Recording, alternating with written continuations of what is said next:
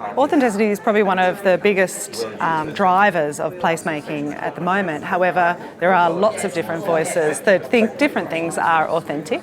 One of the questions that we usually put to the community is to understand what they actually care about and what their values are, and then to derive, I guess, a plan on how to ensure that as many people are involved in that process as possible, and that then you create a strategy on the evolution of the place to better represent what those values are.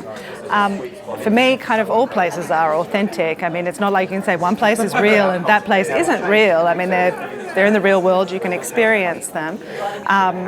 I guess it's whether or not they talk to you and whether or not it's an experience you want to have or that you care about and are willing to invest in, whether or not that's through your time, in terms of government, in terms of money or resources as well.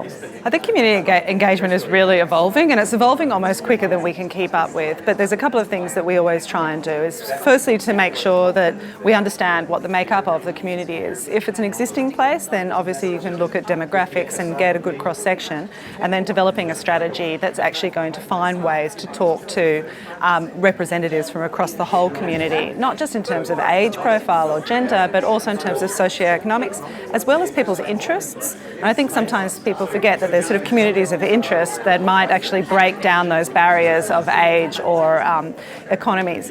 In new places or in places that are evolving and going to be inviting a big diversity of new audiences into the area, I guess it's one of those tricky things where we really have to find ways to share with the existing community that the new community might have different needs or values or aspirations than they do, which means making sure that they're really educated about the process of change. And in that case, we often represent that community. So the fact that we have talked to thousands and thousands of people, both across Australia and also internationally, means that we have to take on that responsibility. And it is kind of big, but we're also willing to kind of hear, if we can, from those individuals that might be moving into an area as well.